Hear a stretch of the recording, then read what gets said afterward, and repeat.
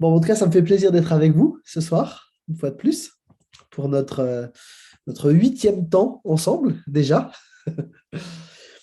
Alors, je me suis posé la question et j'aimerais vous poser cette question. Est-ce que vous avez un projet qui vous tient très à cœur, quelque chose voilà, pour lequel vous êtes prêt à mettre le prix un petit peu, hein, est-ce que ce serait le tour du monde, construire une maison, ou bien, je ne sais pas, voilà, quels seraient un petit peu vos projets à vous? Vous avez probablement plein d'idées, plein de projets. Et du coup, j'aimerais vous poser une autre question maintenant. C'est, est-ce que vous savez quel est le projet de Dieu? Quel est le projet de Dieu, ce projet qui lui tient à cœur et pour lequel il a payé le prix fort? Eh bien, ce projet, c'est ce dont on va parler ce soir. Ce projet, c'est l'Église. Christ a aimé l'Église et il a donné sa vie pour elle.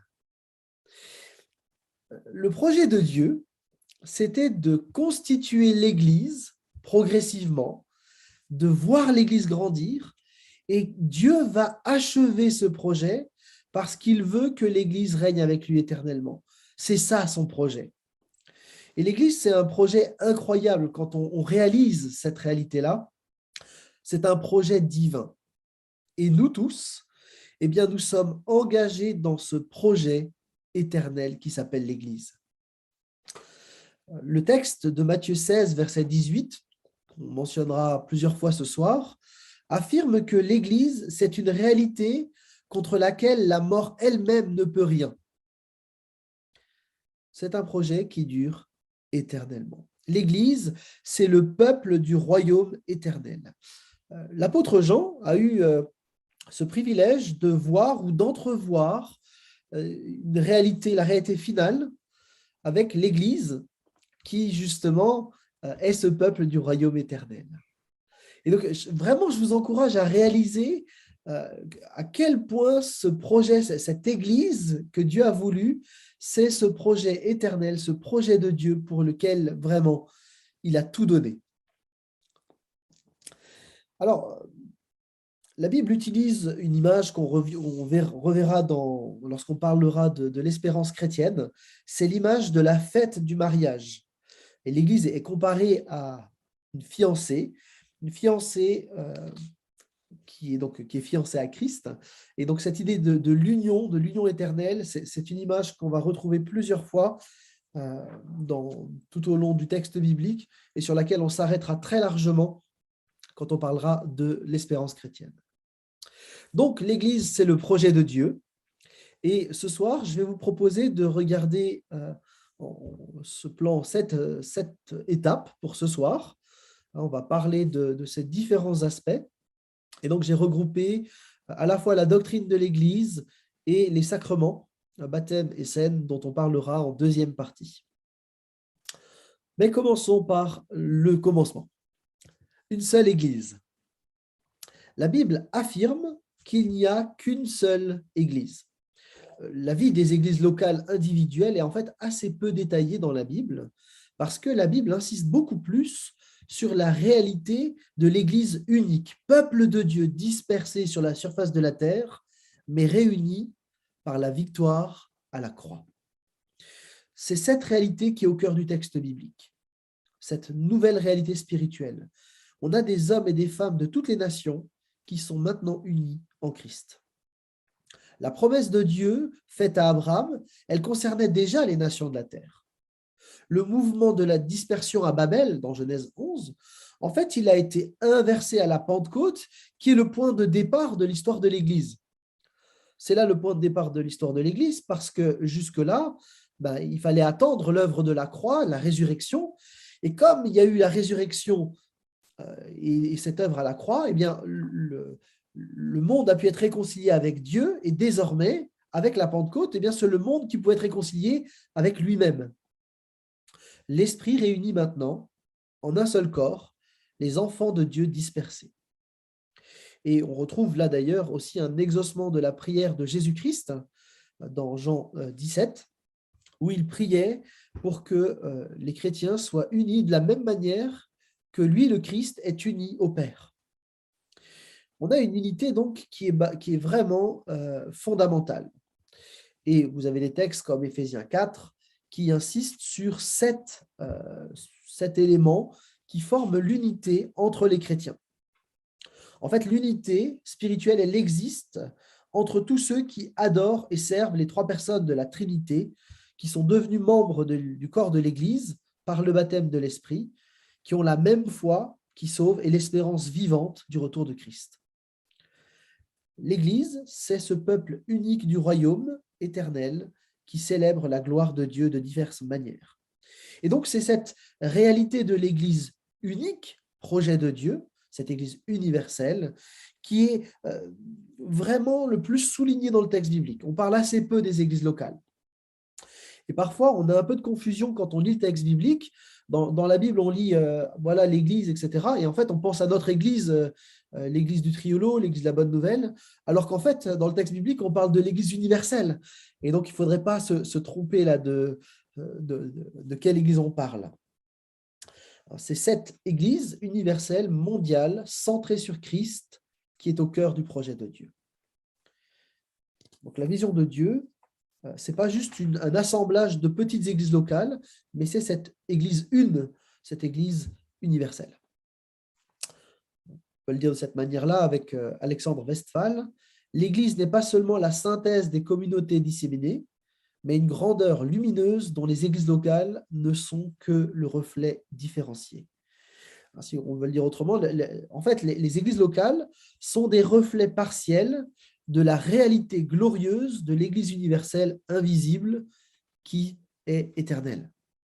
Et donc, les reflets de chaque église locale, en fonction des contextes, témoignent de Jésus-Christ ressuscité, vivant et agissant, mais ce n'est qu'un reflet de l'ensemble de la grandeur du projet de Dieu qui s'appelle l'Église.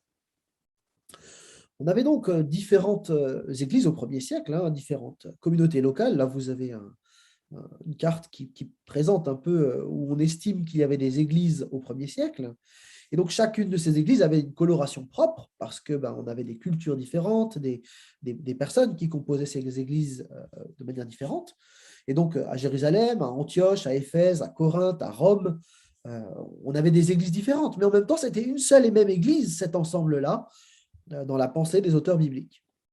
Et donc, si on veut être biblique, il faut considérer ce projet unique de Dieu et ça nous oblige forcément à réfléchir autrement notre manière de penser l'église d'à côté. Parfois, on s'oppose d'église locale à église locale, on joue un peu chacun pour sa chapelle, et en fait, ce n'est pas la manière biblique dont Dieu considère les choses. L'église, c'est un peuple mondial. La cité de Dieu, c'est un peuple diversifié. Et donc, chacun d'entre nous, on doit en tenir compte de cet enseignement, avec quelques implications très concrètes.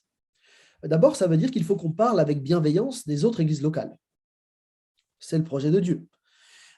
Il faut qu'on puisse collaborer avec d'autres pour la cause de l'Évangile. Ça veut dire aussi qu'on va accepter et même favoriser l'expression spirituelle de tout le peuple de Dieu. Et donc, qu'on va rechercher l'unité. Il n'y a qu'une seule Église. Et c'est le premier point, il y a une seule Église parce qu'il n'y a qu'un seul Sauveur. Et ça, il faut absolument le tenir. Deuxième élément, et c'est peut-être le plus fondamental dans tout le texte biblique, c'est que l'Église, c'est l'Église de Jésus-Christ. C'est l'Église qui lui appartient. C'est lui qui en est le propriétaire.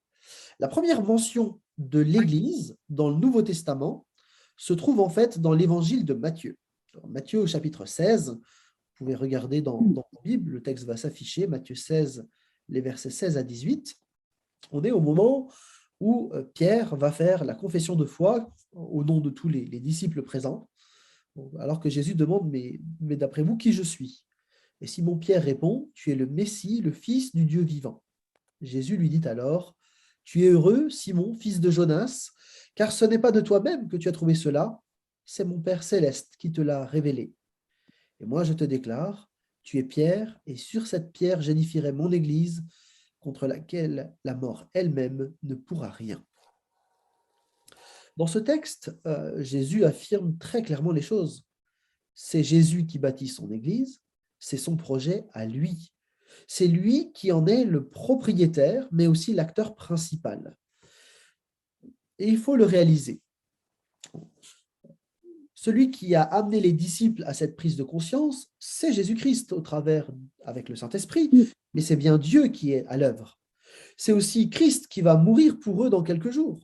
C'est Christ donc qui va vaincre le péché et la mort. C'est Christ qui va se présenter ressuscité. C'est Christ qui va leur redonner de l'espoir. C'est Christ qui va les enseigner, les mandater pour aller dans le monde entier. C'est Christ qui va leur envoyer l'Esprit. C'est Christ qui va les inspirer pour écrire le Nouveau Testament. C'est Christ qui va se servir de leurs paroles pour emmener un grand nombre de personnes à la foi. C'est Christ qui touche les cœurs par l'Esprit. Et c'est Christ qui fait route avec chacun jour après jour. Et donc, quand on parle de l'Église, il faut tout de suite rajouter l'Église de Jésus-Christ, parce que c'est son Église à lui. C'est lui qui en est l'acteur principal.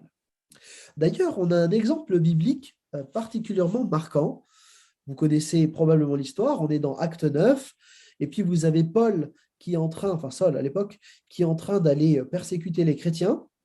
Il veut détruire l'Église, et Jésus l'arrête et lui dit « Saul, Saul, pourquoi me persécutes-tu? Ce que tu fais à l'Église, tu me le fais à moi, parce que c'est mon Église, c'est mon projet, dit Jésus-Christ. » Donc, on voit bien cette association entre Christ et son Église. D'après ce qu'on voit dans Matthieu 16, on peut réaliser que l'Église, elle existe à partir du moment où des personnes confessent la véritable identité de Jésus-Christ. Et donc, dès que quelqu'un confesse sa foi en Jésus-Christ, il fait partie de l'Église. C'est un des pères de l'Église, Ignace d'Antioche, qui disait « Là où est le Christ, là est l'Église universelle ». Ce qui fait l'Église, donc, ce n'est pas telle ou telle pratique, telle manière de faire la louange, est-ce qu'on parle en langue ou pas, est-ce qu'on vit la scène de telle ou telle manière. Ce n'est pas non plus la question de la place d'Israël, la place des femmes ou la prédication textuelle suivie ou thématique. Bon, c'est des sujets passionnants, hein, mais c'est des sujets seconds. Ce qui fait que nous sommes Église, une Église une, c'est Christ et Christ seul. Et en fait, on construit sur des fondements qui sont les éléments de doctrine principaux, qui distinguent le christianisme de tout le reste des religions, parce qu'on touche là à la personne de Christ. Alors, je vais vous montrer un petit schéma où j'ai essayé de synthétiser les choses de manière claire. La pierre angulaire, le fondement, c'est Jésus-Christ. Et les apôtres, en fait, ils ont posé les fondements de l'Église sur cette pierre angulaire. Et donc, tout le texte biblique qui a été mis par écrit par les apôtres et puis dans l'Ancien Testament par les prophètes, il a pour but de révéler qui est la pierre angulaire. Et donc, tout cet enseignement, bien, il permet de fonder l'Église de tous les temps, de tout lieu. C'est sur cette base-là que se situe l'Église. Et donc, en tant qu'Église, on est appelé à garder le dépôt qui a été laissé par les apôtres pour ne pas dériver, ne pas en fait honorer quelqu'un d'autre que le propriétaire de l'Église. Il faut du coup distinguer les sujets essentiels qui font partie de ce dépôt des sujets qui sont moins essentiels, qui sont passionnants mais moins essentiels. Or, on a une tendance, c'est qu'on met sur le même plan, souvent, des éléments qui ne sont pas à mettre sur le même plan. Pour le dire autrement, on confond parfois ce qui est de la doctrine fondamentale, essentielle, et d'autres choses qui relèvent de compréhension théologique ou de choses pratiques qui sont importantes mais pas essentielles. Dans mon exemple, là, que vous avez sous les yeux, tous les sujets ne sont pas à mettre au même niveau. Il y en a 4 qui sont vraiment importants, fondamentaux, et 2 autres qui sont en fait beaucoup moins essentiels dans la vie de l'Église. On a des sujets prioritaires qu'on peut définir de cette manière-là. C'est quand la Bible trace une ligne théologique claire et nette sur ce sujet-là. Par exemple, il n'y a qu'un seul sauveur. Bon, ben, ce n'est pas discutable, il y a une ligne très claire. Il n'y a pas d'autre sauveur que Jésus-Christ. Deuxième élément, c'est que toute remise en question de cette vérité, ça dénaturerait complètement le message de l'Évangile. Et si une de ces vérités est absente, alors c'est la compréhension de la vérité centrale qui s'effondre. Donc, ça, c'est vraiment ce qu'il faut défendre nécessairement. Et ces vérités fondamentales, en fait, c'est ce qu'on est en train de voir dans cette série d'études bibliques « Nous croyons », c'est l'ensemble des points de la confession de foi. Donc, ces doctrines-là, elles doivent être défendues absolument. On peut prendre un exemple pour que ce soit plus clair. Prenons l'exemple du Dieu créateur. La vérité fondamentale, c'est que Dieu est celui qui a créé. Mais tout en défendant que c'est Dieu qui a créé le monde, on peut ensuite, en doctrine seconde, réfléchir sur les modalités de création. Et certains chrétiens vont dire tout a été créé en 7 jours de 24 heures. D'autres vont dire ça a été recréé en 7 jours. D'autres parlent de création instantanée, d'autres parlent de création sur plusieurs millions d'années, etc., etc. À partir du moment où on défend le fait que Dieu est le créateur, quelles que soient les modalités, en fait, on peut discuter très longtemps des modalités, mais l'essentiel, le dépôt, c'est de garder l'idée que Dieu est le créateur. Et ça, ce n'est pas négociable de maintenir cette réalité, que Dieu est le créateur. Et donc, vous voyez, souvent, en fait, le problème, c'est qu'on s'est disputé sur des choses secondes et pas sur les choses fondamentales. Et on a fait croire, parce que des gens pensaient autrement sur les doctrines secondes, qu'en fait, c'était des affreux hérétiques et qu'ils n'étaient pas chrétiens. Alors même que souvent, les chrétiens défendent bien la vérité principale et après, ils débattent des heures et des heures sur les doctrines secondes. Je ne dis pas qu'il ne faut pas débattre dessus, hein, mais par contre, il faut bien garder les perspectives. Dans le dépôt qui nous est laissé, il y a des choses non négociables. On a dit, hein, les doctrines essentielles. Après, il y a des choses, effectivement, qui vont être changeantes d'une église à l'autre, les doctrines secondes et les manières de vivre la foi. En fait, on a deux problèmes réguliers en ce qui concerne ce dépôt. C'est soit on va se crisper sur le secondaire et puis on va casser l'unité, en faisant penser que l'autre, parce qu'il n'est pas d'accord avec nous sur la manière de faire la louange, c'est un affreux hérétique.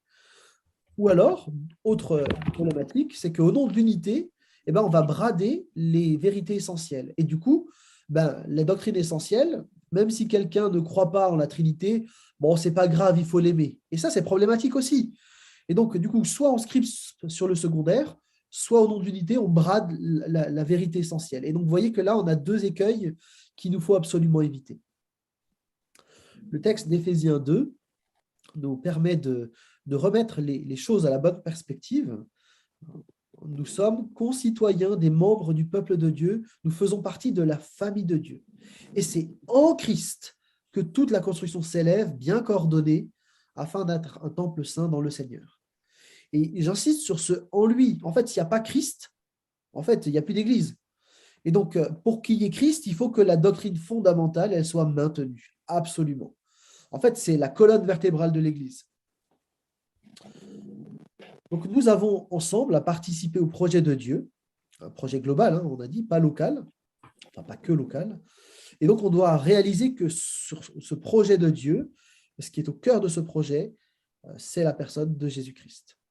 Et donc, il nous faut défendre, garder, maintenir le dépôt qui a été révélé une fois pour toutes. Alors, quelques applications pratiques aussi là pour nous. La première, c'est qu'il ne faut pas se tromper de combat et faire l'œuvre du diviseur sur les doctrines secondes. Il faut qu'on défende par contre les vérités fondamentales. Ça veut dire aussi qu'il y a un accueil de la diversité de sensibilité sur le secondaire. On peut être frères et sœurs dans la même église, même si on ne pense pas qu'Israël joue le même rôle à la fin des temps. Ce n'est pas grave. Il y a une question aussi par rapport à la place de l'accueil de l'autre. Alors, sur la multiculturalité, par exemple, nos formes de vivre l'Église ne sont pas tout à fait pareilles d'une culture à l'autre, mais ce n'est pas grave dans la mesure où on confesse bien Christ ensemble. Justement, après, l'idée, ça va être d'agir pour la gloire de Christ ensemble et de contribuer à son projet. Et évidemment, on veut garder cette notion de l'Église universelle. L'unité, c'est une priorité. L'Église donc universelle, c'est une priorité absolue pour tout chrétien. On continue notre survol et on va s'intéresser à cette notion de l'Église visible et d'Église invisible.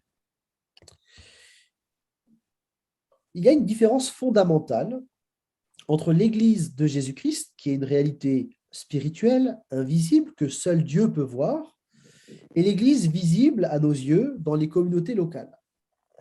C'est seulement Dieu qui sonde les cœurs et qui peut savoir qui est vraiment un chrétien.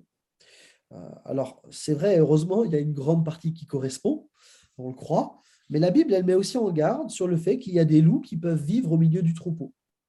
Et plusieurs textes invitent l'Église à avoir du discernement à ce sujet, et elle nous invite aussi, les uns et les autres, à vivre une vie à la gloire de Dieu, en confessant nos péchés, en vivant non seulement dans les apparences, mais réellement dans le secret du cœur, dans le quotidien de nos vies, pour vivre véritablement avec Christ. Donc l'idée, c'est de vivre avec lui chaque jour et pas simplement le dimanche.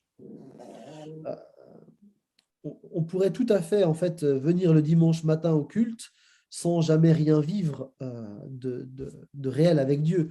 J'aime bien l'image d'Alain Auderset, là, où vous avez l'église. Alors, je vous rassure, c'est pas notre église, hein, évidemment, c'est toujours celle de quelqu'un d'autre. Mais une église où on a mis le bon berger dehors, quoi. C'est typiquement pas ça, l'église. Donc, l'église invisible, c'est ce peuple qui honore Dieu chaque jour. Ce n'est pas un peuple parfait, mais c'est un peuple qui cherche à plaire à Dieu dans toute sa vie. Et si ce peuple va à l'église le dimanche, pour vivre l'église le dimanche comme le reste de la semaine, c'est parce qu'il aime sincèrement Dieu tous les autres jours de la semaine. Donc, ce n'est pas de la religiosité ou de la superstition, mais c'est une vie de relation avec Dieu qui s'exprime chaque jour, y compris le dimanche, lorsqu'on peut être rassemblé avec les autres. Alors, du côté de l'église visible, évidemment, la Bible, elle présente plusieurs exemples de vie d'église locale. Et les églises de Jérusalem, d'Antioche, d'Éphèse ou de Corinthe, elles ne se ressemblent pas sur beaucoup de points en réalité. Il y a une structure très sommaire qui est décrite avec des anciens et des diacres, mais en fait, c'est à peu près tout ce qu'elles ont de semblable. Il semble que selon les contextes, l'Église, elle a pris des formes différentes, tout en gardant tout le temps au cœur le message central de l'Évangile de Jésus-Christ. En fait, il n'existe pas un seul modèle qu'il faudrait reproduire à l'infini. Il y a parfois dans le milieu chrétien évangélique un mythe, c'est celui de l'Église primitive qui serait une Église parfaite et qu'on devrait imiter sans fin. En fait, c'est une compréhension très simpliste et fausse que les théologiens rejettent massivement aujourd'hui. En général, les gens, ce qu'ils font, c'est qu'ils prennent quelques versets bibliques qui les arrangent et ensuite ils affirment c'est ça le modèle biblique parce qu'en fait, ils s'y retrouvent, c'est ce qu'ils font eux et donc du coup, ils disent bah voilà, c'est le modèle biblique qu'il faut imiter sans fin. En réalité, on ne peut pas trouver une réponse définitive et universelle à ce que devrait être l'Église. Il n'y a pas qu'un seul modèle à imiter sans fin. L'Église, qui est un groupe de personnes, va être différent en fonction de ceux qui la composent et en fonction des lieux et des circonstances dans lesquelles elle se trouve. Par contre, nécessairement, elle sera centrée sur Christ et elle aura à cœur de défendre le dépôt tout en honorant le Seigneur en toutes choses. La forme, finalement, importe dans une certaine mesure, mais elle peut prendre des formes différentes. Le contexte, donc, la composition de l'Église, vont colorer la manière de vivre l'Évangile au quotidien et en Église. Du coup, plutôt que d'être une Église centrée sur un modèle passé, en fait, on va plutôt regarder l'avenir glorieux en Christ qui nous attend. Je cite Marc de Clodure, avec qui j'ai étudié, qui a écrit dans l'école pastorale, en disant « L'Écriture invite l'Église non à s'ancrer définitivement dans un idéal originel, l'Église du 1er siècle, mais à entrer résolument dans une marche historique, c'est-à-dire dans une manière d'honorer Dieu ici et maintenant en défendant le dépôt de la foi en Jésus-Christ dans le contexte qui est le nôtre. » Donc l'enjeu, ce n'est pas de faire comme autrefois, mais de vivre à la gloire de Dieu en attendant son retour dans notre contexte d'aujourd'hui. Je fais encore un petit pas de plus et puis on fera une pause. Un petit pas de plus parce que le texte biblique ne nous présente pas en 3 pages ce que doit être l'Église comme ci, comme ça, comme ci, comme ça. En fait, le texte biblique nous présente des images qui justement doivent stimuler notre réflexion et nous permettre de réfléchir à comment être Église dans notre contexte aujourd'hui et maintenant. Et donc, je vous propose de regarder rapidement quelques images de l'Église dans le texte biblique. Vous en avez un certain nombre, comme vous pouvez le voir. Première image, c'est ce qu'on appelle l'ecclésia. C'est ce qui a donné d'ailleurs le mot en fait Église. C'est en fait au départ, c'était le rassemblement des citoyens Alors l'Église, ce n'est pas une démocratie, hein, c'est une théocratie. Je dis ça parce que ce n'est pas le peuple qui est au pouvoir, mais bien Dieu. Hein, c'est Dieu qui dirige. Mais force est de constater que c'est le mot de l'assemblée citoyenne. Hein, il y avait d'autres mots qui existaient en grec, mais ils ont choisi, les auteurs bibliques ont choisi le mot de l'assemblée citoyenne, qui considère les citoyens comme des responsables, qui a été choisi donc par les auteurs bibliques pour parler de l'Église. On a ensuite une autre image, c'est l'image du peuple de Dieu. Avec cette image, évidemment, on renvoie à Israël dans le désert, hein, qui était le peuple du désert, qui était appelé à être une nation sainte, un peuple de sacrificateurs. Et donc, vous pouvez faire le lien assez facilement avec des textes comme 1 Pierre 2, 9 et 10, qui reprennent mot pour mot la vocation d'Israël, mais transférée à l'Église. Désormais, c'est l'Église qui est le peuple de Dieu, le peuple de sacrificateurs, de rois prêtres, etc. Une troisième image, c'est le chant de Dieu. Alors, cette image, elle nous permet de réaliser que toutes les images bibliques, ce sont des images dynamiques et non pas statiques. Le peuple de Dieu, c'est un peuple qui est en marche. Le corps de Christ, il est censé se développer. Le temple de l'Esprit, il se construit. Donc, dans toutes les images de l'Église, on a l'idée de croissance. Et donc, avec le chant, évidemment, là, c'est très explicite. La croissance, en fait, elle est normale. La croissance de l'Église, elle est normale. Si la plante elle est arrosée, s'il y a du soleil, elle va grandir toute seule. Et l'Église a aussi de la croissance en elle-même parce qu'elle est œuvre de Dieu. C'est la vie de l'Esprit qui la fait grandir. Alors, comment favoriser la croissance? On ne peut pas tirer sur une plante, hein. Ce n'est pas en tirant sur la feuille qu'elle va pousser plus vite. Par contre, on peut aménager des choses qui vont aider à la croissance et puis on peut éviter les choses qui vont bloquer la croissance. Cette idée que l'Église, elle grandit, elle se développe, c'est quelque chose qu'on retrouve dans tous les textes qui décrivent la vie de l'Église, et notamment dans le livre des Actes. Et on doit à un monsieur qui s'appelle Schwartz en particulier d'avoir réfléchi à différents éléments de croissance que je veux juste mentionner au passage. Il considère qu'il y a 8 facteurs de croissance. Et pour ceux que ça intéresse, je pourrais prêter le livre de Schwartz. Mais l'idée qu'il a, si vous voulez, c'est qu'il y a 8 planches qui forment un tonneau. Hein, donc, vous imaginez des planches comme ça qui forment un tonneau. Et donc, ces 8 planches sont les relations amicales, l'évangélisation adaptée, les groupes de maison, la spiritualité enthousiaste, hein, donc de la joie, le service selon les dons, les responsabilités déléguées, des structures organisationnelles efficaces et des cultes édifiants. Et donc, ces 8 planches forment, si vous voulez, le socle pour pouvoir avoir une croissance. Et en fait, ce qui détermine la croissance, c'est la planche la plus basse. En fait, l'eau, elle s'en va après. Et donc, l'idée, c'est de travailler sur les choses qui sont les moins fortes pour pouvoir finalement développer la croissance de l'Église. Donc, c'est un des outils qui est proposé. Mais c'est juste pour vous dire que du coup, l'Église peut grandir et doit grandir lorsqu'on travaille sur ces différents aspects. Je ferme la parenthèse, mais je trouvais intéressant de vous le mentionner. On revient sur nos images. On a ensuite l'image de la famille de Dieu, une image qu'on utilise souvent. On a parfois juste du mal à réaliser que la famille au 1er siècle, ce n'est pas juste papa, maman et les 3 enfants, mais c'est quelque chose de beaucoup plus large. Et ça invite de nouveau à considérer la maisonnée au sens le plus global du terme. Et là, on parle bien de la maisonnée terrestre. Et donc, il ne faudrait pas réduire la famille de Dieu juste à l'église locale. Autre image, c'est celle de l'épouse de Christ. C'est une image qui est très riche et très proche de celle du corps. Et là, il y a vraiment cette idée de l'union dont on reparlera largement quand on abordera la question de l'espérance chrétienne. Donc, c'est une autre image. Vous avez l'image du temple de l'esprit. Là, l'idée, c'est l'idée du lieu saint, du lieu d'adoration. Donc, on a pas mal de choses aussi. En fait, on pourrait faire toute une série de prédications sur l'Église là, avec rien que ces images. Hein. Ça vaudrait le coup d'ailleurs d'y réfléchir. On a ensuite l'image du bercail, dont Christ est l'entrée unique et nécessaire. Il est question aussi de la cité de Dieu. Il est question du corps de Christ. Je passe un peu vite là maintenant. On a aussi l'héritage de l'Israël d'autrefois, maintenant en étant l'Israël spirituel, hein, donc, l'ancien Israël, donc le peuple de l'ancienne alliance, je veux dire comme ça plutôt, le peuple de l'ancienne alliance et le peuple de la nouvelle alliance forment l'Israël de Dieu.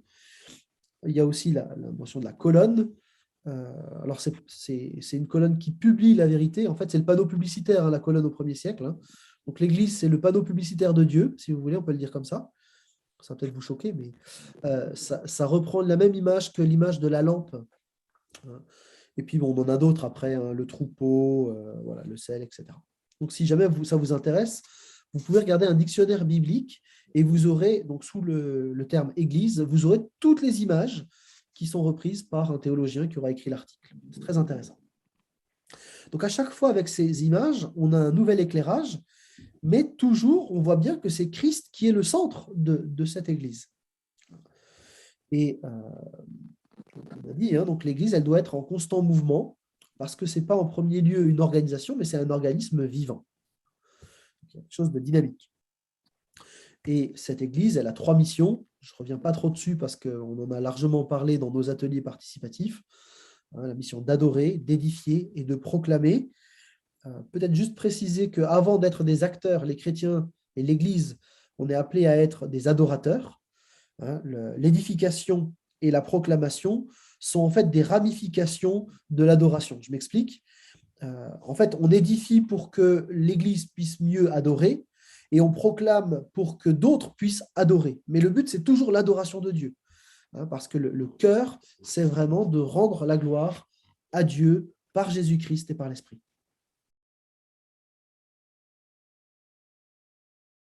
On va un petit peu parler de justement vivre l'Église.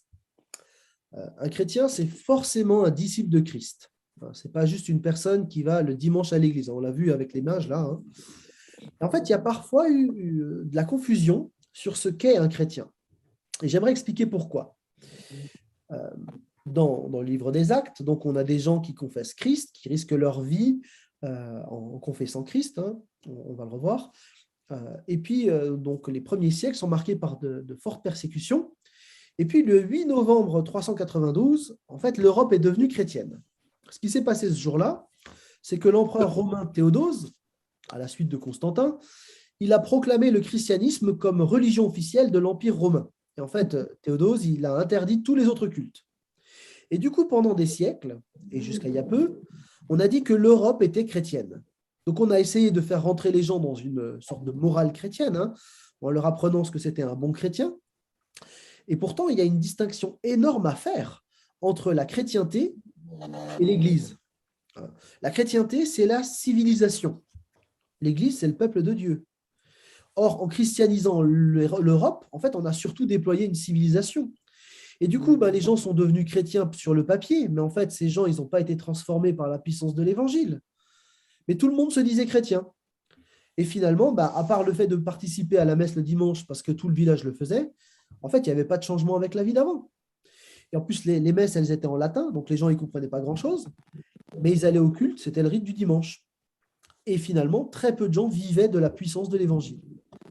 En fait, la grande majorité des personnes en Europe, pendant tous ces siècles, en fait, ils n'ont pas vécu l'expérience fondamentale de la conversion, ou qu'on appelle parfois nouvelle naissance, ou qu'on appelle baptême de l'esprit. En fait, il n'y avait pas de changement. Et donc, on pouvait dire que je suis chrétien depuis toujours, puisqu'en fait, il n'y avait pas de nouvelle naissance. En fait, on ne naît pas chrétien, on le devient, on le sait. Mais à l'époque, c'était la civilisation chrétienne qui était adoptée et pas le message. Alors, pour le dire autrement, avec Neil Blau, la christianisation après Théodose, en fait, elle est restée superficielle, voire juste formelle. Et pendant des siècles, on naîtra chrétien comme on est européen, et dans les faits, on pourra vivre à l'opposé de l'Évangile. Et du coup, vous avez des gens qui se diront chrétiens et qui seront animistes. Vous avez des chrétiens qui vont pratiquer la sorcellerie, des chrétiens qui, évidemment, n'en étaient pas. Mais en fait, pour beaucoup de nos contemporains encore aujourd'hui, hein, quand on dit « je suis chrétien », en fait, pour eux, ça renvoie à cette idée-là. Et en fait, ils pensent savoir ce que c'est l'Église, ils pensent savoir ce que c'est le christianisme. Et en fait, ils se disent c'est des gens normaux, ils n'ont rien de spécial, ils vont juste à l'église de dimanche pour s'embêter, quoi. Et en fait, c'est juste pas ça l'évangile. Donc, vous voyez que là, il y a un décalage. Un chrétien, c'est quelqu'un qui a été adopté par Dieu le Père, qui est disciple de Jésus-Christ le Seigneur et qui est temple du Saint-Esprit. Et donc, en tant que chrétien, on se définit mieux aujourd'hui par le fait d'être disciple de Christ.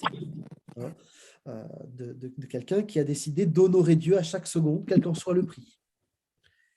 Et du coup, puisque Christ a donné sa vie pour l'Église, eh ben, nécessairement, ce projet de l'Église va avoir une place de choix dans mes activités, dans mes priorités. Je ne peux pas être enfant de Dieu et pas vouloir contribuer à la vie de famille. Ça ne marche pas. Il y a quelque chose qui ne colle pas là. Ce serait agir comme un enfant capricieux, peu reconnaissant. La vie d'Église, ce n'est donc pas une option pour moi, mais c'est une priorité. Et d'ailleurs, l'Église, ce n'est pas un truc à côté, un ça, mais l'Église, c'est nous. C'est tous ceux qui confessent Jésus-Christ Sauveur et Seigneur. Et donc, je ne vais pas à l'église le dimanche, je suis l'église tous les jours de la semaine, et le dimanche, je vais retrouver mes frères et mes sœurs parce que nous formons un tout. Et donc, dans cette église, je dois prendre ma place, aussi bien le dimanche matin que tout au long de la semaine. Je suis l'église. Pas tout seul, hein, avec les autres, mais je fais partie de l'église. Et ce n'est pas une corvée d'être église. Au contraire, la vie d'église, c'est passionnant parce qu'on y crée des relations, des amitiés durables qui sont centrées sur Christ. Et ce sont des relations qui vont traverser la mort et l'éternité. Et ça, il ne faut pas le perdre de vue. C'est-à-dire que les relations que l'on tisse ensemble, eh bien, en fait, ce sont des relations qui vont durer éternellement et se développer encore avec Christ. Et du coup, dès aujourd'hui, on peut commencer à vivre des projets ensemble pour la gloire de Dieu, parce qu'on va encore en vivre d'autres ensuite.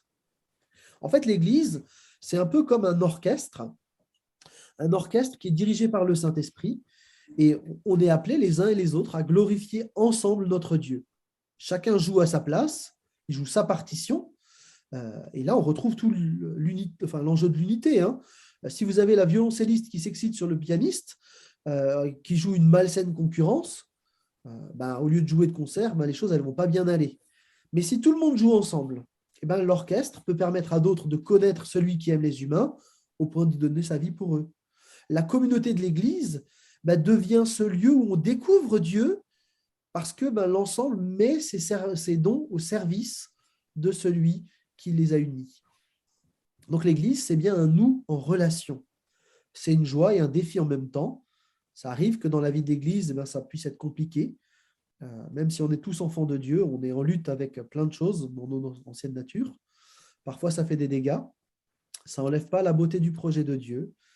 Et on est appelé en tout cas à faire que l'Église soit un avant-goût de l'éternité dans le royaume. Et donc là, avant de vivre les noces célestes, on est appelé à vivre l'apéro. Et donc, à nous de faire que l'apéro soit bien réussi, quoi. Alors, on pourrait parler très longuement en fait de la communion fraternelle. Donc, cette idée, c'est de partager quelque chose avec quelqu'un. On a un point commun, c'est Jésus-Christ. Et cette communion, elle n'est pas que spirituelle, elle doit aussi se manifester de manière très concrète. Et dans le Nouveau Testament, vous avez toute une série de verbes, avec l'expression les uns les autres, où vous avez justement des éléments très pratiques pour vivre la communion fraternelle. Et Paul dit cette chose-là de manière, d'une autre manière, hein, il demande instamment, il dit efforcez-vous. Il y a quelque chose vraiment de l'ordre de la volonté de chacun de contribuer à l'unité. D'ailleurs, si vous prenez ce texte d'Éphésiens 4, vous regarderez un peu dans le détail, je n'ai pas le temps de le faire, mais il est question d'abord de l'unité qui nous est donnée, on est appelé à défendre l'unité, à la garder, et un peu plus loin, on doit arriver ensemble à l'unité. Donc il y a un enjeu d'unité là qui est net. Et je vous rappelle simplement ce qu'on avait vu quand on avait abordé la question de la Trinité. Nous sommes le peuple du Dieu trinitaire, de ce Dieu d'amour, de cette communauté d'amour. Et sans cette unité, en fait, on ne reflète pas le Dieu qu'on est censé honorer. Si on est divisé, on ne représente pas la Trinité. Mais quand on est unis, qu'on s'aime réellement, que pratiquement ça se voit, et bien là, on vit à la gloire de celui qui est le Dieu trinitaire, communauté d'amour. À ceux-ci, tous connaîtront que vous êtes mes disciples, à l'amour que vous avez les uns pour les autres.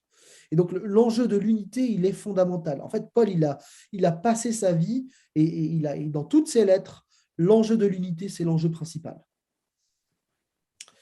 Alors, cette vérité de l'identité de l'Église, hein, qui est le peuple réconcilié avec Dieu et réconcilié les uns avec les autres, en fait, il va être rappelé par deux éléments par deux gestes symboliques qui sont plus que des mémorials, mais qui proclament réellement quelque chose.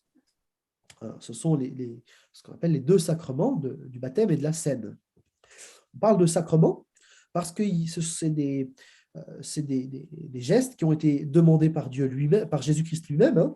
Il y a quelque chose de sacré, de saint. Ce n'est pas juste des gestes comme ça qu'on fait à la va-vite, c'est des demandes formelles de Jésus-Christ. Ce sont deux sacrements qui proclament quelque chose de l'Église de Jésus-Christ.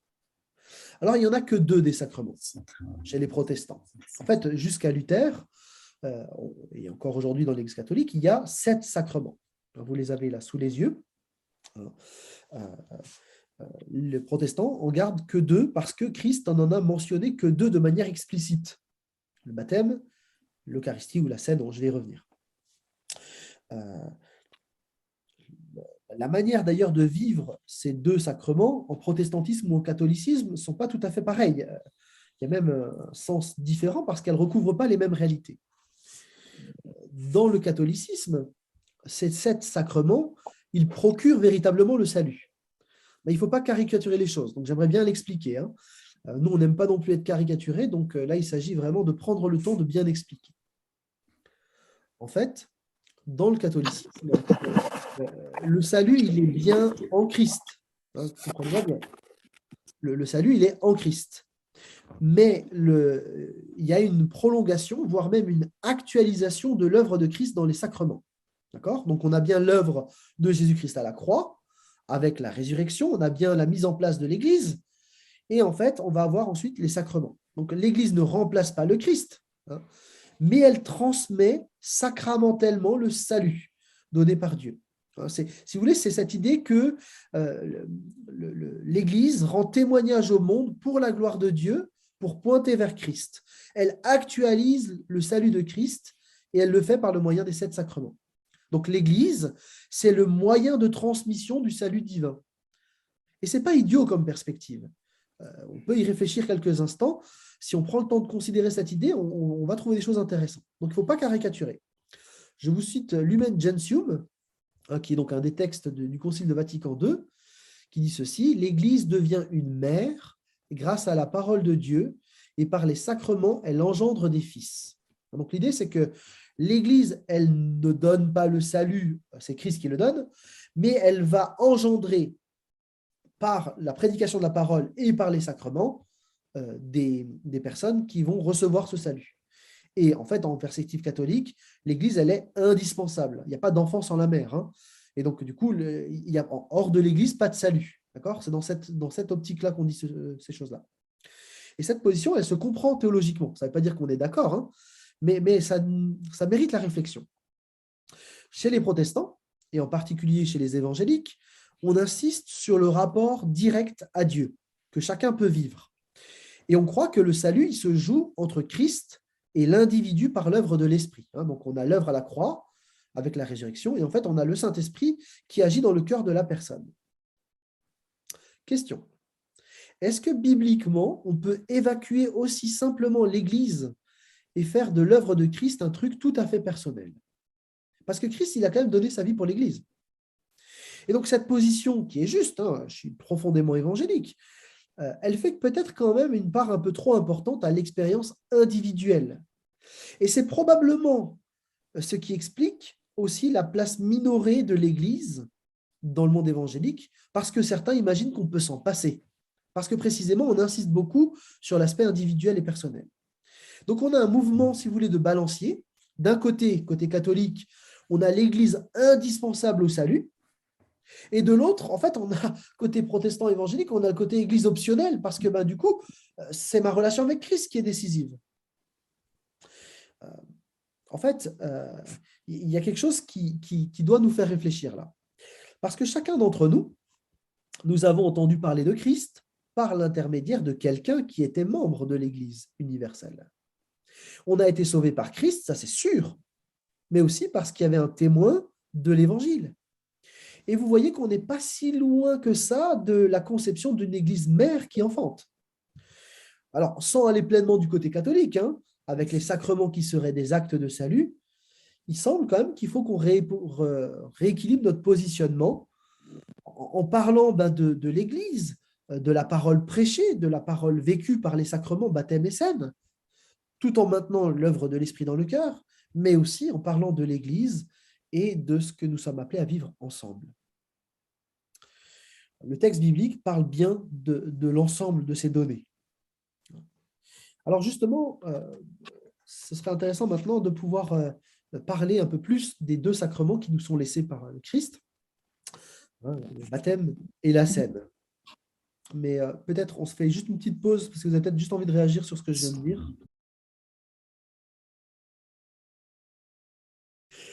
Alors, on va parler justement des sacrements, des deux sacrements. Le baptême. Alors, baptiser, ça vient du mot immerger en grec, hein, donc plonger dans l'eau. Et donc, cette pratique, ce n'est pas une pratique qui vient de l'Église, hein, de l'histoire de l'Église, mais c'est une demande expresse de Jésus-Christ. Vous avez le texte là sous les yeux. Et si Jésus est notre roi, ben, on doit lui obéir. Et Jésus lui-même, il a ordonné que tout chrétien se fasse baptiser. Ce n'est pas une option qui est réservée à ceux qui en ressentiraient le besoin, hein, mais c'est un acte public pour tous ceux qui ont reconnu que Jésus est le Messie. Vous pouvez remarquer d'ailleurs que ce verset, comme d'autres, remettrait sérieusement en question l'idée d'un baptême de bébé qui serait suffisant. Ce sont des disciples qui sont appelés à se faire baptiser. Il y a chez le disciple un choix résolu, celui de se placer à la suite du maître. Et donc, du coup, le baptême, c'est ce signe d'un choix résolu par l'action du Saint-Esprit. Des hommes et des femmes décident de suivre Jésus-Christ, quoi qu'il en coûte. Et c'est pour ça que le baptême, qui est fait dans notre pays avec pas mal de sérénité, hein, au 1er siècle, c'était une prise de position risquée. Parce que beaucoup de chrétiens ont fini dans l'arène à Rome, déchiquetés par des lions, parce que demander le baptême, c'était une manière de dire « j'ai choisi de répondre à l'offre de Jésus-Christ que je veux suivre résolument, même si ça doit me coûter la vie. Je fais allégeance à Christ et pas à César. » Alors, heureusement, nous, on n'a pas à subir la persécution, mais notre engagement lors du baptême, c'est un engagement public qui nous oblige. Être disciple, c'est autre chose qu'être un chrétien sociologique qui est né en Europe, qui serait attaché à Jésus d'une façon vague, diffuse, quand ça l'arrange. Non, être disciple, c'est suivre Christ en tout temps, en tout lieu, et qu'il soit notre maître, quelles que soient les circonstances de notre vie. Et donc, l'acte de baptême, c'est cette déclaration publique qui nous engage devant les hommes. Et c'est une parole de Jésus qui nous demande de nous déclarer devant les hommes. Et de la même manière, lui, il se déclarera pour nous au moment du jugement. Et donc, le baptême, c'est une proclamation initiale. Et à la suite de ce baptême, et ben en fait, c'est la vie entière du chrétien qui sera une prise de position, une proclamation à la gloire de Dieu. Je me suis fait baptiser parce que je veux que ma vie soit une vie d'allégeance et de service pour le roi des rois. Donc, le baptême, ce n'est pas un acte qui sauve, mais c'est un acte qui affirme le salut et qui réoriente la vie qui en découle, en fait, hein. Donc, c'est une proclamation de la foi, ça ne sauve pas, mais ça montre à tout le monde que cette personne a choisi de suivre Jésus-Christ. Alors, si Jésus a choisi le baptême pour marquer le début de la vie de disciple, ce n'est pas par hasard. En fait, Jésus n'invente pas le baptême. À l'époque, il y a bien des baptêmes. Vous avez le baptême juif qui existe depuis très longtemps. On a des gens qui faisaient des ablutions rituelles dans ce qu'on appelle des mikvés, hein, donc c'était des piscines, une sorte de piscine avec de l'eau courante. Le baptême à ce moment-là était fait par soi-même, hein, on se purifiait d'une souillure, etc. Donc, c'était le baptême juif. Vous avez des communautés juives, les communautés esséniennes, qui faisaient des baptêmes tous les jours pour être tout le temps purs. Et puis, vous avez Jean-Baptiste qui, lui, va baptiser une seule fois, mais dans le désert. Et du coup, là, le baptême avait pour but de symboliser la repentance, hein, en disant « je choisis d'orienter définitivement ma vie vers Dieu en vivant une vie qui l'honore ». Et en même temps que Jean-Baptiste faisait ce baptême-là pour la repentance, il le faisait aussi pour annoncer un autre baptême, un baptême qui serait fait par Jésus lui-même, le baptême de l'Esprit. Et donc, c'est Jésus qui dit, voilà, Jean-Baptiste disait ceci, hein, moi je vous baptise dans l'eau, signe de votre changement de vie, mais quelqu'un vient après moi, c'est lui qui vous baptisera dans le Saint-Esprit et le feu. Donc, soit dans le Saint-Esprit, donc pour le salut, soit dans le feu du jugement. Donc, c'est l'un ou l'autre. Et donc, en Jean 7, Jésus va parler de ce baptême de l'Esprit, et il parle du baptême non plus comme un plongeon dans un mikvé, mais en fait, c'est l'Esprit qui fait une véritable révolution intérieure. Il y a des fleuves d'eau vive qui coulent et qui vont jaillir de la personne qui est baptisée de l'Esprit. Donc, on ne plonge plus juste dans un mikvé, mais là, c'est l'eau qui jaillit de l'intérieur. Il y a vraiment une nouveauté radicale. Et ce baptême de l'Esprit, ce baptême de Jésus, c'est la même chose, hein, c'est la même personne de la Trinité, enfin, c'est la même Trinité. Ce baptême de l'Esprit, il est nécessaire pour qu'une vie change. Et à Nicodème, en Jean 3, Jésus va expliquer que seulement ceux qui sont baptisés de l'Esprit vont entrer dans le royaume de Dieu. C'est le Saint-Esprit qui transforme. Vraiment, je te l'assure, reprit Jésus, à moins de naître d'eau, c'est-à-dire d'esprit, personne ne peut entrer dans le royaume de Dieu. Et donc Jésus fait une superposition entre le baptême d'esprit, qui est le vrai baptême. Et donc le baptême d'eau va être que la symbolisation de ce baptême d'esprit. Sans le baptême d'esprit, il n'y a pas de conversion, il n'y a pas de nouvelle naissance, il n'y a pas d'entrée dans le royaume de Dieu. Et du coup, la caractéristique du véritable chrétien, ce qui le distingue de l'incroyant, c'est que le Saint-Esprit habite en lui. Ce n'est pas qu'il y a un baptême qui a été fait quand on était petit, ce n'est pas parce qu'on a fait tel ou tel rite. C'est le Saint-Esprit, c'est le baptême de l'Esprit qui transforme complètement la vie. Et le baptême d'eau, donc, c'est la proclamation que ce baptême d'eau, le baptême d'eau, c'est la proclamation que le baptême d'Esprit, la conversion, la nouvelle naissance a été vécue. Et donc, le baptême, ce n'est pas un aboutissement, le baptême d'eau, c'est le point de départ. C'est le point de départ qui est accompagné par une prise de parole qui ne dit pas non un itinéraire, mais une confession de foi. Je crois que Jésus est le Sauveur, qu'il est le Seigneur, et puisqu'il m'appelle et qu'il m'aime, je veux le suivre quoi qu'il en coûte. C'est ça le baptême. Deuxième sacrement, c'est la scène. Là aussi, la scène, cette tradition, elle est investie de l'autorité du Seigneur. C'est Jésus lui-même qui a demandé ça dans les évangiles, et ça a été révélé à Paul, probablement dans une vision, et le texte d'1 Corinthiens 11 le dit bien. En fait, c'est un texte qu'on utilise souvent parce qu'il résume bien la tradition que Paul a reçue du Seigneur. Et on voit au passage que toutes les traditions ne sont pas mauvaises. Alors, la scène, elle porte plusieurs noms. On parle du repas du Seigneur, de la fraction du pain. À partir du IIe siècle, on va utiliser le mot Eucharistie, qui veut dire rendre grâce. Et puis, les protestants, en général, on préfère parler de la scène ou de la Sainte Seine, qui, en fait, au départ, veut dire repas du soir, tout simplement. Donc, dans le texte biblique, il semble que les premiers chrétiens rompaient ensemble le pain tous les jours, probablement en souvenir des repas partagés avec Jésus. Et souvent, ils devaient se réunir le soir, parce que la journée, ils bossaient, comme nous, c'est comme ça. Et le soir, en fait, ils se réunissaient, ils partageaient un repas, et puis après, chacun rentrait chez lui. Et donc, pendant le repas, en fait, on avait un temps de prière, un temps de chant. Et donc, il y avait une forme de vie communautaire pendant la soirée, et puis après, chacun rentrait. Donc, les chrétiens, en plus, par la suite, dans les siècles qui ont suivi, après l'Église primitive, en fait, les chrétiens vont se réunir le premier jour de la semaine, le jour de la résurrection, le dimanche, et plus le samedi. Et ils vont donc à chaque fois partager une agape. Ils vont partager un repas ensemble lors de leur rencontre.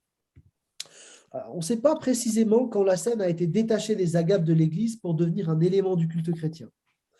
En l'an 110, Ignace pouvait écrire aux Smyrniotes: il n'est pas permis en dehors de l'évêque ni de baptiser ni de faire l'agape. Donc à l'époque, il fallait qu'il y ait le pasteur.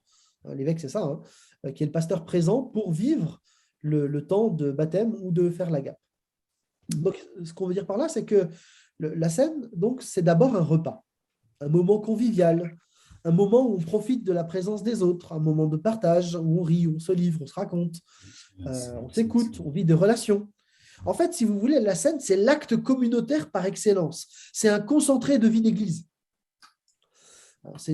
Et du coup, c'est une déformation totale, pardon, je dévie, mais c'est une déformation totale que de vouloir vivre la scène en solitaire derrière son ordinateur. Ça n'a pas de sens. La scène, c'est un acte communautaire. On vit ensemble un repas. Et donc, déjà, j'ai de la peine avec, on partage le petit bout de pain et un tout petit gobelet en faisant croire que c'est un repas. Mais alors, si en plus on le prend chacun derrière son ordi, franchement, on est à des kilomètres de ce que Dieu voulait, quoi. Donc, le repas que propose Jésus, il s'inscrit dans un ensemble de repas qui existent à l'époque dans l'Antiquité. Je fais vite, hein, mais vous avez des repas chez les Gréco-Romains, des repas professionnels, corporatifs, cultuels. Vous avez aussi chez les Juifs, en fait, des repas d'action de grâce donc, qui étaient faits aussi à l'occasion du sabbat. Et puis, vous avez les pharisiens qui mangeaient ensemble, alors plutôt pour des motifs de pureté, en fait. Hein, ils ne voulaient pas manger avec les autres. Et puis, il y avait aussi tous les repas de famille, en fait. Hein. Et donc, dans tout ce contexte de repas, en fait, Jésus propose un repas à son Église. Et donc, il faut bien garder ça en tête. Hein. La scène, au départ, c'est un repas. Et donc, même si on le fait dans le cadre du culte, ce n'est pas grave. Mais il faut être conscient qu'on est en train de mimer un repas parce qu'on est en train de mimer la communion qu'on doit vivre ensemble. On se rappelle qu'on est appelé à vivre quelque chose de plus. Et donc, nos cultes, le dimanche, devraient être suivis d'invitations des uns et des autres pour partager un vrai repas. C'est le sens de la scène. Et donc, au niveau de la scène, c'est un repas, mais c'est un repas symbolique. Il est chargé de sens. J'aime bien parler des 3 dimensions de la scène. D'abord, c'est un repas de souvenirs. On a dit pendant les repas de famille, pendant les fêtes juives à l'époque, on se souvenait, par exemple, de la Pâque, de la Pentecôte. Et donc, il y avait tout un cérémonial qui mettait 3 temps en relief particulièrement. Donc, dans les fêtes juives, vous aviez donc le père de famille qui proclamait une bénédiction sur le pain. Ensuite, il coupait le pain et il partageait le pain. Ensuite, on avait un repas avec de poisson, de la viande. Enfin, voilà, c'était pour faire le repas du jour, quoi. Repas festif. Et puis ensuite, il y avait une bénédiction qui était une action de grâce qui était donc sur le vin. Chacun avait une coupe à ce moment-là, d'ailleurs. Et donc, Jésus qui célèbre la Pâque avec ses disciples avant sa crucifixion, il fait la même chose que ce qui se fait d'habitude, mais il valorise 2 gestes particulièrement. Celui du début et celui de la fin. Et donc, il dit, ce pain rompu, c'est mon corps, et puis à la fin de pas, ce vin versé, c'est mon sang. Et il va donner un sens nouveau à ce repas-là. Et donc, il indique d'ailleurs, faites ceci toutes les fois que vous en boirez en souvenir de moi, en souvenir de lui. Donc, c'est cette dimension passée du repas. Donc, en prenant le repas, on s'arrête et on considère son œuvre à la croix. On se souvient ce que Christ a fait dans l'histoire, ce qu'il nous a offert à nous, pas juste à moi, mais à nous, Église. Et on se souvient que ce n'est pas par nos propres efforts, mais c'est tout le message de la grâce. C'est Christ qui nous a sauvés. Et c'est Christ qui se donne pour se constituer son peuple. Je vous rappelle ce verset que je veux marteler ce soir. Christ a aimé l'Église. Il a donné sa vie pour elle. Et donc, c'est communautairement en Église qu'on se souvient. Et donc, pas juste individuellement. Si je veux juste me souvenir que ce que Christ a fait pour moi, ça, je peux le faire à la maison. Mais là, on est rassemblés ensemble autour d'un bon repas, où on symbolise un bon repas. Et en fait, on a là des gens qui ne seraient jamais ensemble, des esclaves, des riches, des jeunes, des vieux, des hommes, des femmes, des corporations différentes, des juifs, des non-juifs. Mais on est ensemble parce que Christ nous a sauvés. Et on partage le même pain, on partage la même coupe, le même vin. C'est un repas commun à la table du Seigneur. Ce n'est pas nos mérites qui nous emmènent là, mais c'est lui qui nous a invités à sa table. Donc, vous voyez qu'il y a vraiment cette dimension du souvenir. Mais il y a aussi la dimension présente. On a dit, la scène, c'est un repas de communion avec Dieu, avec les autres. Et en prenant la scène, en fait, on déclare notre foi commune en Jésus. On affirme ensemble que nous sommes sauvés aujourd'hui. On actualise le salut quelque part.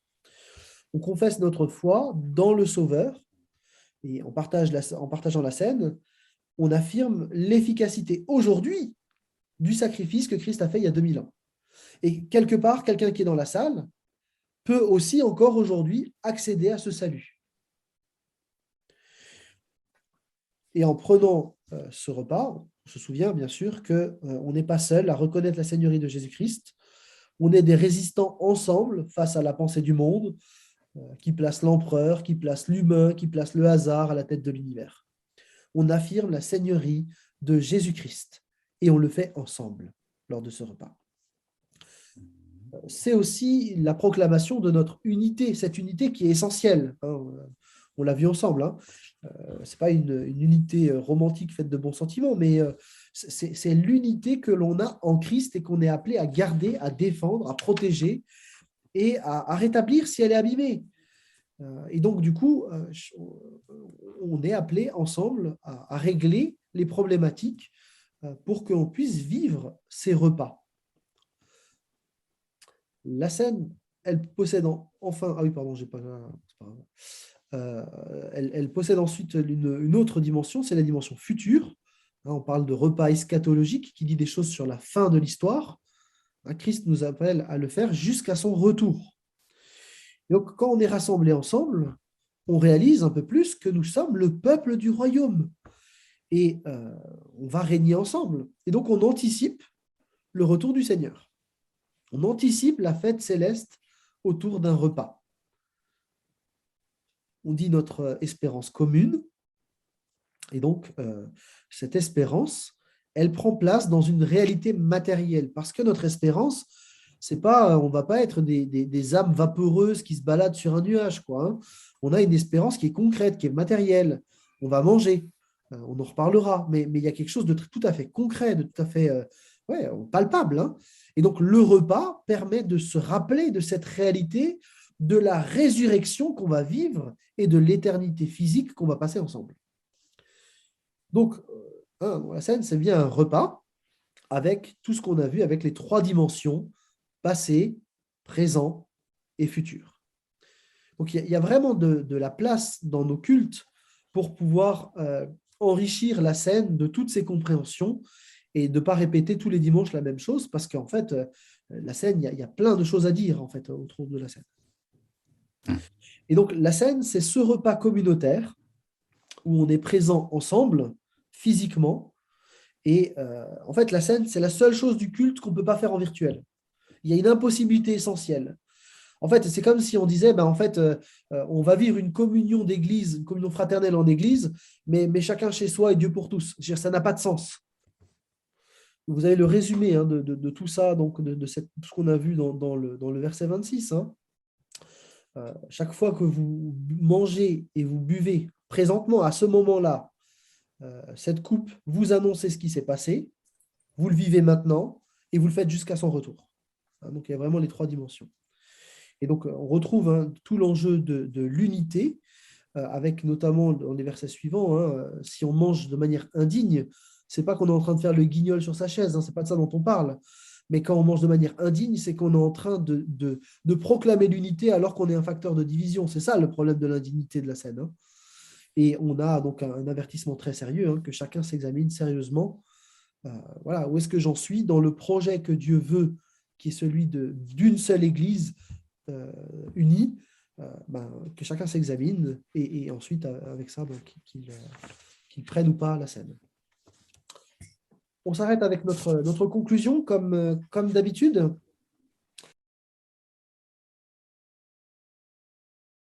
Article 8. Nous croyons que Dieu a voulu créer pour lui une humanité nouvelle, appelée à lui rendre un culte, et comprenant tous ceux qui auront été régénérés et réconciliés avec lui par Christ. À cet effet, il a fondé l'Église le jour de la Pentecôte, en accomplissement de la promesse faite à Abraham. Elle est la communauté de tous ceux qui, issus de tous les peuples, ont mis leur foi en Jésus-Christ, en apportant leur adhésion à l'ensemble des apôtres. Le Saint-Esprit unit ses croyants à Christ et entre eux pour former Le Saint-Esprit unit ses croyants à Christ et entre eux pour former comme un seul corps. Nous croyons que Jésus-Christ est le Seigneur et l'unique chef de l'Église. Il la nourrit par sa parole, la conduit par son esprit et lui suscite divers ministères pour qu'elle remplisse ses missions. Il la fera paraître dans sa plénitude et sa perfection finale lors du renouvellement de toutes choses. Il lui donne présentement pour mandat d'annoncer l'Évangile à tous les peuples et de faire parmi eux des disciples.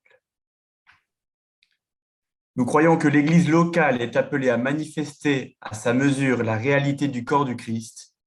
Elle est une communauté de croyants nés de l'Esprit qui, tout en reconnaissant leurs faiblesses, veulent vivre ensemble à la gloire de Dieu. Il est du devoir de chaque Église locale et de chaque chrétien de préserver l'unité que l'Esprit produit entre les croyants véritables pour l'honneur de leur Seigneur. Merci. Est-ce que quelqu'un voudrait lire l'article 9? Nous croyons Ouais. que Jésus-Christ a prescrit à son Église de pratiquer le baptême et la scène. Les églises locales veillent à la bonne compréhension de leur signification et en assurant une pratique digne. Nous croyons que le baptême est un acte par lequel le croyant témoigne publiquement de sa foi personnelle en Jésus-Christ. Par ce symbole de la purification des péchés, le croyant reconnaît son besoin du pardon de Dieu, exprime son union avec Christ et le met au bénéfice de la grâce divine. Il signifie par ce geste son engagement envers son Sauveur et envers ses frères.